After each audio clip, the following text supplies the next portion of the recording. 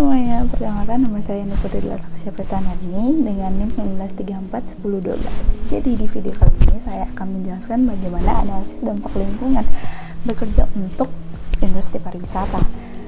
Yang pertama, analisis dampak lingkungan ini merupakan suatu bentuk gerakan dari pemerintah dan juga masyarakat luas untuk pengurangan terhadap eksploitasi lingkungan secara berlebihan, di mana dengan adanya analisis dampak lingkungan ini kita bisa menganalisis dan juga mengkaji bagaimana sektor pariwisata dalam pembangunan untuk menggunakan lingkungan itu sendiri.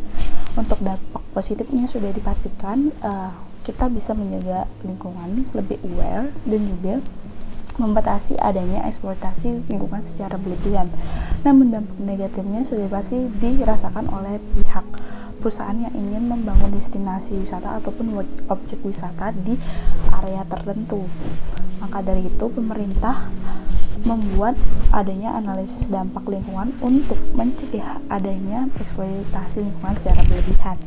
Nah, kembali lagi, pariwisata bukan sebuah perjalanan yang dimana digunakan untuk berhibur ataupun berrekreasi, dimana pariwisata ini sendiri itu berhubungan dengan teori Maslow, dimana teori Maslow ini bukan teori bentuk dari kebutuhan, dimana teori Maslow ini memiliki 5 kebutuhan. Yang pertama itu physiology needs, dimana physiology needs ini bisa membantu dalam kebutuhan wisatawan seperti perubahan gaya hidup, baik dari seperti contohnya coffee shop or beach club, dan selanjutnya itu ada safety needs, di mana di lingkup pariwisata itu diperlukan seperti keamanan ataupun di Bali itu bisa kita sebut sebagai pecalang.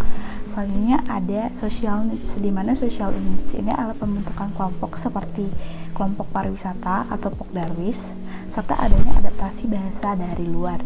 Selanjutnya ada external needs, di mana pada external needs sendiri itu adanya suatu penghargaan, seperti contohnya penghargaan Desa Jatiluwih dari UNESCO World Heritage. Dan selanjutnya pada tahap terakhir kita mempunyai aktualisasi diri, yaitu tourism activities for healing. Selanjutnya, setelah kita berbicara tentang posisi wisatawan, kita juga berbicara tentang tourism area life cycle. Ini adalah teori dari Butler, di mana destinasi wisata itu mengalami fase-fasenya sendiri. Yang pertama itu fase eksploitasi, di mana suatu daerah mulai berkembang dengan destinasinya. Yang kedua, ada fase keterlibatan, di mana pengembangan destinasi mulai diseriuskan. Yang ketiga itu ada fase pengembangan. Keempat ada fase konsolidasi. Selanjutnya ada fase stagnan dan juga fase peremajaan untuk bisa membackup kembali setelah fase stagnan. Selanjutnya ada teori Van Tillich, di mana setelah ada wisatawan, kebutuhan dari Maslow, dan juga ada analisisan dari area wisatawan, selanjutnya bakal ada teori-teori dari Van Tillich sebagai pemangku kepentingan pariwisata. Yang pertama itu baik dari pemerintah, masyarakat lokal, UMKM, dan juga komunitas-komunitas lainnya. Dimana selanjutnya dari semua yang tergabung kita akan menghasilkan namanya adanya SDGs, dimana tujuan perkembangan secara berkelanjutan. Yang pertama itu tanpa kemiskinan, yang kedua tanpa kelaparan, yang ketiga kehidupan sehat dan sejahtera, yang keempat pendidikan berkualitas, kelima kesetaraan gender karena air bersih dan sanitasi layak, ketujuh ada energi bersih dan terjangkau, ke-8 pekerjaan layak dan pertumbuhan ekonomi.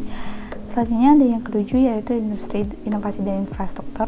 Yang selanjutnya berkurangnya kesenjangan. Yang 11 ada kota dan kemungkinan berkelanjutan. 12 konsumsi produksi yang tanggung jawab.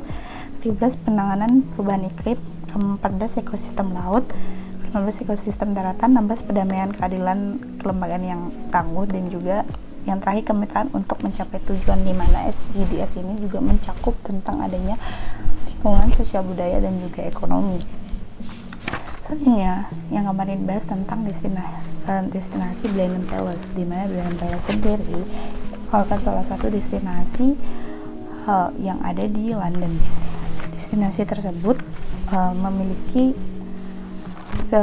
stretch-nya sendiri, yaitu baik dari atraksinya berupa sebuah pameran serta penggunaan tempat sebagai events, maka dari sana kita bisa mendapatkan baik dari lingkungannya untuk menjadi sebuah kesempatan berpariwisata. Yang kedua ada sosial budaya, di mana bisa membantu masyarakat untuk saling berinteraksi dengan wisatawannya. Dan yang terakhir adalah dari bentuk ekonomi, di mana dari bentuk ekonomi sendiri itu bisa menghasilkan kegiatan pariwisatanya menghasilkan dampak ekonomi secara berkelanjutan.